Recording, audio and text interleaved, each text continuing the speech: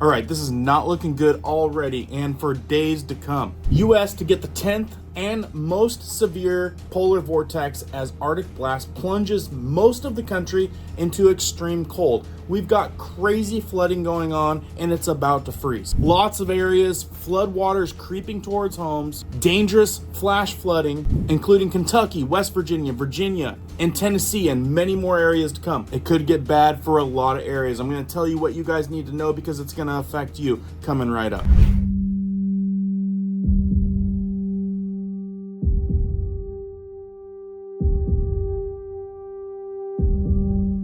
My name is Cohen here at Riverside Homestead, and if you're brand new here, welcome. If you guys are into prepping tips, emergency preparedness, and most of all, news and awareness, stuff that you want to know about, be sure to hit that notification bell so you guys can stay up to date. Let's jump into this one. All right, guys, thank you for starting this video off with a like. It really helps out the channel. Now on to important stuff that's going to affect a lot of you. Now, before I show you some of these images, you got to know what's happening. We've got the 10th. Yes, it keeps happening. It almost makes you wonder if they're making this happen, but probably not. Most severe polar vortex as Arctic Blast plunges most of the country into extreme cold. And what's going on right now is a lot of these people are experiencing crazy flooding right now with crazy rain. And what's even worse is it's going to freeze. But before I tell you some of the areas that are going to be most affected and some of the areas, show you some images of the flooding that's happening right now, let me let you in on what's going to happen. America is bracing for a plummeting temperatures and icy outburst as it's set for the coldest Arctic blast of the season. We're not out of the woods yet. I'm telling you, we're getting flexed and tested here. The latest polar vortex to hit the States, which is already seen around 9. It is being described by meteorologists as the worst one yet. So yeah,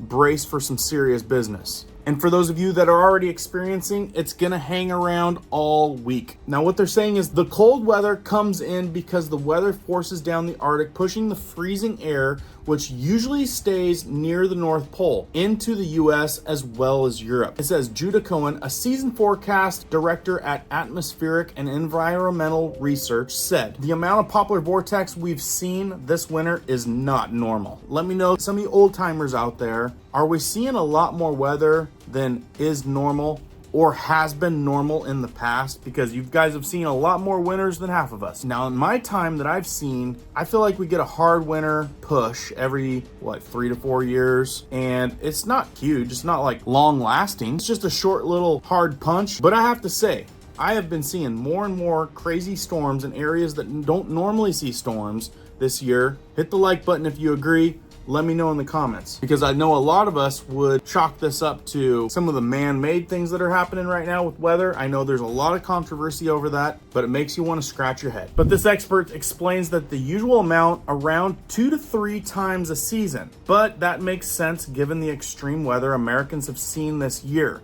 including record snowfall in New Orleans, drought and wildfires in Southern California, right? I mean, who's seen this many wildfires in the middle of winter? And then we've got droughts, crazy rainfall, hurricanes. It's been a wild ride for sure. So skipping a couple paragraphs, moving down to the bottom, it says former chief scientist and National Oceanic Atmospheric Administration says as close as Tuesday, those living in the lower 48 states are predicted to have lows around 16.6 degrees Fahrenheit, which is negative 8.6 Celsius, before plunging into 14 degree or negative 10 Celsius the following day. Folks, brace yet again for another crazy spell. A National Weather Service forecast has also predicted that at some point next week, as much as 89% of the contiguous United States will be below the freezing mark, and that is 27% of the lower 48 states, and 27%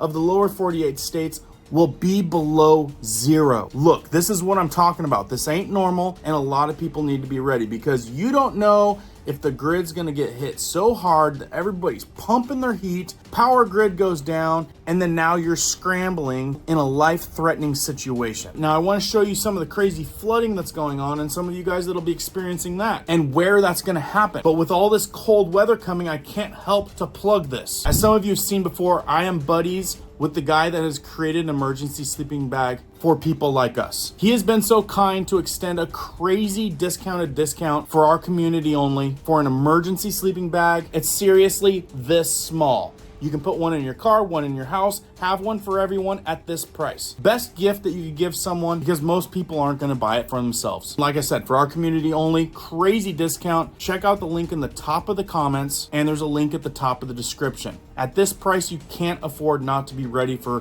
whatever's coming down the pipe. Now right here, you guys can see it's already happening, and it's going to happen through this coming week. Breaking news. Floodwaters are creeping into homes as heavy rain triggers dangerous flash flooding across the south central U.S., including Kentucky, West Virginia, and Tennessee. And this comes from AccuWeather. Here's another one, and this is crazy because I'm not seeing this on like mainstream. It's on smaller news agencies, which makes you wonder. It says, again, U.S. get the 10th most severe polar vortex, Artic Blast. It's same stuff, but another article. Okay, let's come in for a landing. I want to show you guys. Finally found Fox Weather. Buried. I had to go to like the third page to find this video. They'll give you a really good idea of how this is going to layer down into the states. They're calling it the Alberta Clipper, I think. Alberta Clipper, and how it's going to plummet down, bring freezing temperatures all the way deep down into the United States. Check this out. Ari, we look at this bout. We had a quick moving clipper that moved through Sunday into Monday,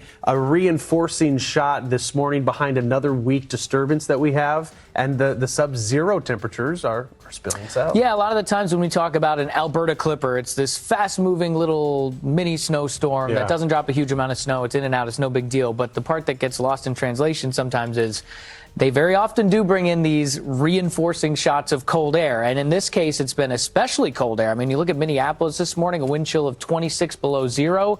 And I'm just looking around the map here. I mean, my goodness, parts of North Dakota, you're talking 35 to 40 below zero. Do you guys see those cold temperatures? Now look, I know that this is winter time. It's winter time, we expect cold, because I get the hecklers that are like, look guys, it's called winter. Yeah, but look at some of these states that are experiencing winter like they never experience winter. It's going to be hard on some folks because people aren't ready for the unexpected. And this is definitely the unexpected for a lot of areas. Lots this morning. I mean, at some point, and I can tell you this from growing up in Wisconsin, you know, you get down below like 20 below wind chill. Once it gets colder than that, you don't really notice much of a difference. It's just the bitterly skin is just cold. like, this is not good. What those jackets, I think that they're good for about negative 40. Anything beyond that, it's like, well, you got to use the same jacket. The temperature in Denver has been unique because we've been sitting below freezing for quite some time. We're going to remain below freezing by all signs today,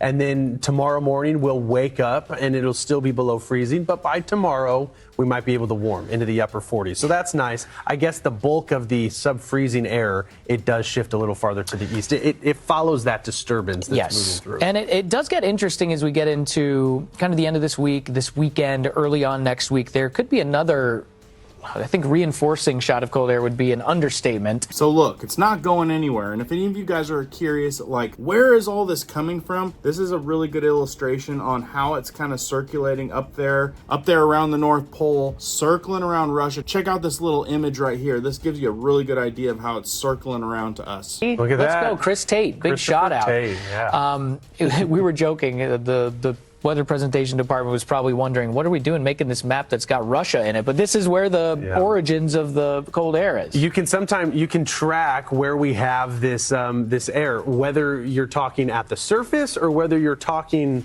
a little higher up into the atmosphere. So we do have to go to the other side. That's why the flights, whenever you look at the flight path, right? If you're heading to Europe, it looks as if you're going slightly north. It's the curvature of the Earth. It is indeed. And following where this is going to track. I mean, you find a destination, an endpoint. In this case, it's a little closer to Delmarva, our nation's capital. But we're talking not so much this week, that air right now bundled in Siberia, but as it begins its move, sometimes it can cross the pole and it can head the North Pole and it can head and spill into the U.S. And this is a prime. I guess we drive the point home that this air is very cold. So you can see this is going to last through the week. So you guys want to be ready if you're not ready. I mean, ready for some cold temperatures. There's people already dealing with floods, and then it's gonna freeze. Right here is a temperature outlook for Sunday through Thursday of the 23rd. Because it is going to reach pretty far south. And there's a very high amount of confidence here from the CPC, the Climate Prediction Center. They put out these outlooks, and you know, the unique thing I would say about this upcoming blast of cold air is it makes it pretty deep into the U.S. I think you used good terminology there. You just picture the cold air spilling in from the north, right? It just spills into the U.S. You know, right now we're in a situation where, you know, it's kind of typical where the coldest of the air is really far up toward the north. Yeah. It's up in the northern plains, the upper Midwest, the Great Lakes.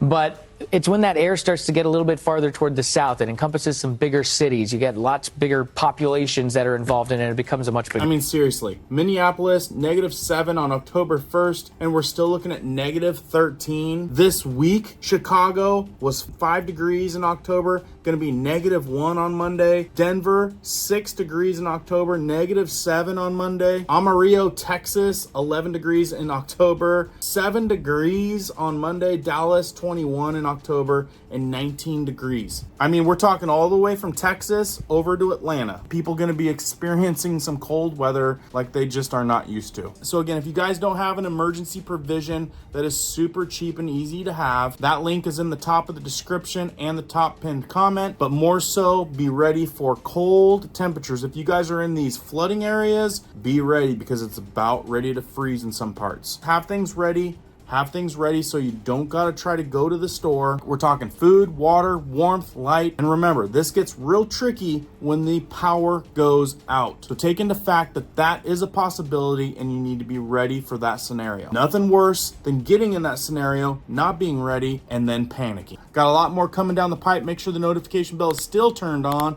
if you guys want to stay up to date. Keep prepping, keep learning, keep doing. We'll see you guys on the next one.